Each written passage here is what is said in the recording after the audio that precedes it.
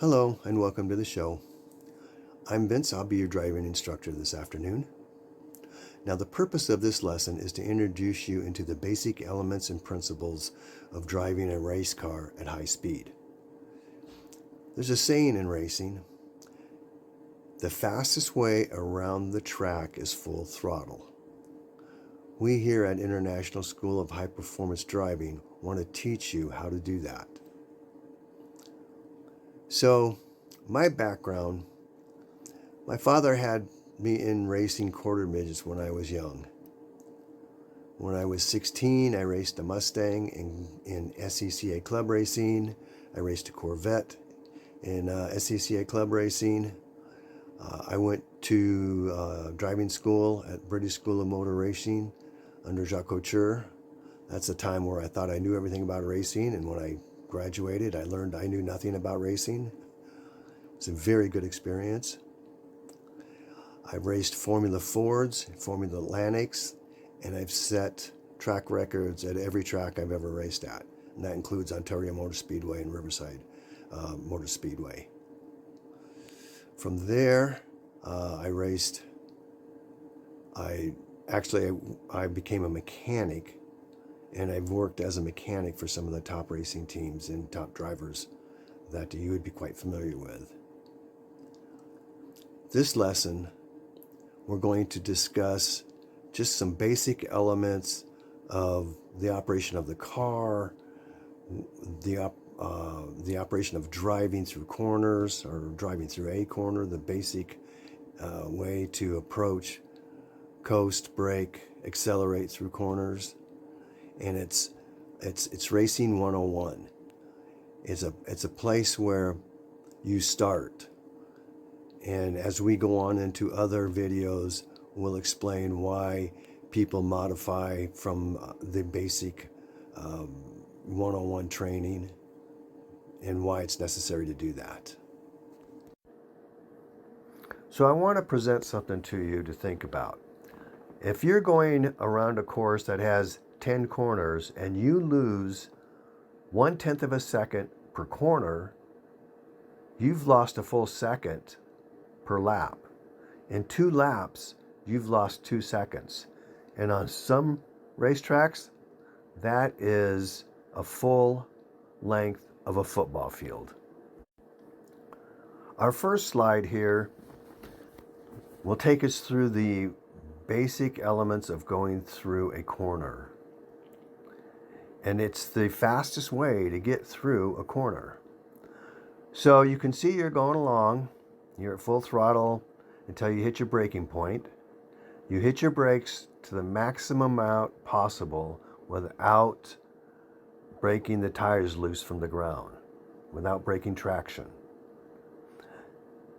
Then you get to your turn-in point and you want to let off the brakes and put the car in a neutral acceleration position. So it's not speeding up, it's not slowing down, it's neutral, and you're going to turn in, because balance is very important here, and you want to keep the car in balance. You want to keep as much traction or as much grip between the tires and the asphalt as possible. And you're going to turn the car in towards the apex, and it's going to be balanced. And as soon as you hit that apex, you're going to be able to get back hard on the throttle and accelerate out of that corner. And that is the fastest way through a track. Now you have to understand, under race conditions, there are many variables that come into play which are going to affect your braking, your neutral zone, and your acceleration. And a lot of drivers like to brake going into the corner and then start letting up off the brake as they approach the apex.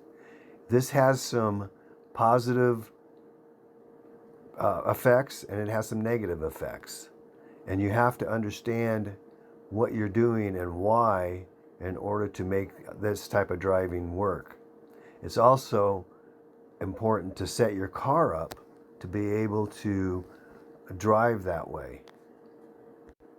We're going to discuss these issues at a later time. In our next slide, we're going to discuss what the car is experiencing going through a corner. Now, the car experiences weight shifting at all times. If you're braking, you're accelerating, your left turn, your right turn, something is shifting on the car. The inertia that is affecting the car's ability to adhere itself to the ground is changing. And this has to be taken into consideration when you are going through a corner. So you can see by our little chart here that under acceleration, the weight of the car transfers to the rear tires. Deceleration, under braking, the weight transfers to the front tires. And if you make a left turn, the weight transfers to the right. And if you make a right turn, the weight transfers to the left. So when you get into a situation when you're braking and turning, let's say you're braking and turning right, you've taken the weight off of 3 tires and shifted it to 1 tire. So you can clearly see that you're losing the ability to keep the tires adhered to the ground under this type of braking and turning situation. And this is what you want to try to avoid as much as possible. So you always have to remember, if you're braking and turning in, the outside tire, front tire, is going to have the most traction. The rear tires are going to now have the least, and the car is going to have a tendency to severely oversteer. Well, the opposite of that occurs on exiting the corner at full throttle, because now you've shifted the weight to the rear tires, and the front tires no longer want to have the same adhesion to the ground, and the car wants to understeer. So all these factors have to be considered while going in and through a corner. Now, race cars have anti-roll bars. Some people call them sway bars. In the racing world, we call them anti-roll bars, which changes the tendency for the weight to shift. It's a countermeasure to the transfer of weight from left to right. And that helps tremendously when you're going to the corners, and you'll make these adjustments as much as every corner if necessary to counter the weight shift as you go through the corner.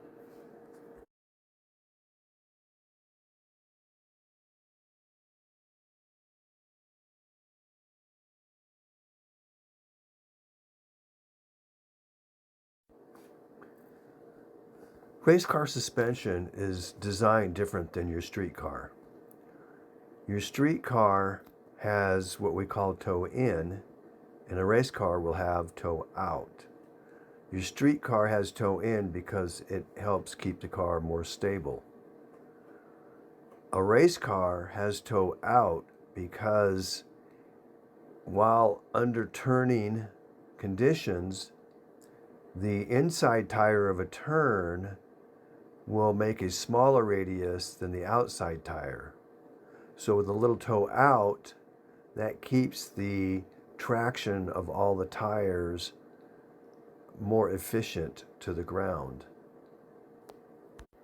Another factor that's built into race cars is that under braking, the nose of the vehicle have a tendency to go up instead of down. This helps counter that weight transfer off the rear tires going to the front tires, keeping the car better in balance through cornering. Our next 2 slides show us what oversteer and understeer is. So, oversteer is when you turn into a corner and the back of the corner, the rear tires, want to slide out, thus turning the corner sharper. If you're racing a sprint car, this is the way to go, but these aren't sprint cars. Now, understeer is the opposite. So understeer is the front end not wanting to turn the car in. And so the car wants to go straight. So if you, a person who likes to turn a car into a corner while braking and then let up on the brake while turning, you need to set your car up with a little bit of understeer, because the weight is going to be on those front tires, and by setting it up with a little bit of understeer, it'll counter the imbalance of the car, and it'll help you get through that corner better and be more stable. But you have to understand, when you exit the corner, you're going to get into an understeer condition, because now the weight's going to come off that front end, and the front end is not going to want to hold true to the line, the exit line.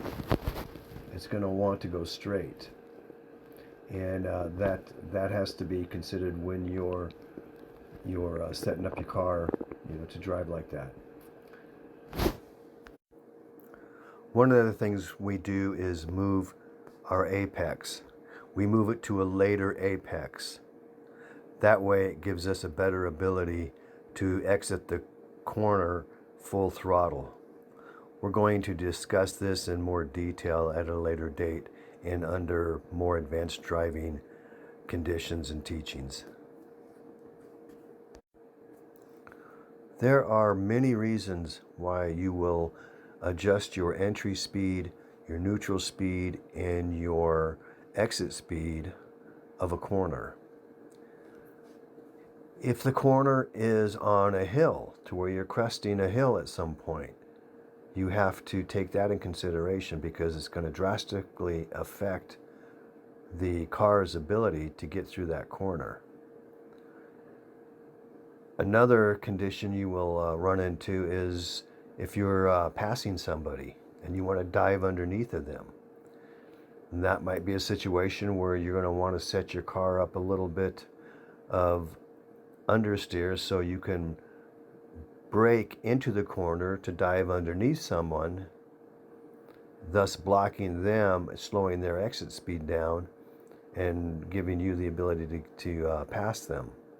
There's a number of reasons you're going to come across where you're going to have to adjust your style or your speeds going through a corner. To recap the basic principles of going through a corner, you're going to start by making sure somewhere between the corner you just exited and the one you're about to go to, you want to make sure your brake bias and your anti-roll bars are properly set. Then you're going to hit your brakes as hard as possible without breaking traction. Turn, letting off the brakes into the corner toward the apex. You're going to be neutral at that point. You're not accelerating, you're not decelerating. As soon as you hit that apex, your car is going to be set and ready for you to exit it full throttle. And that's what you're going to do. And that is the fastest way through a corner. I appreciate you listening to this training session, and we will see you on the next one.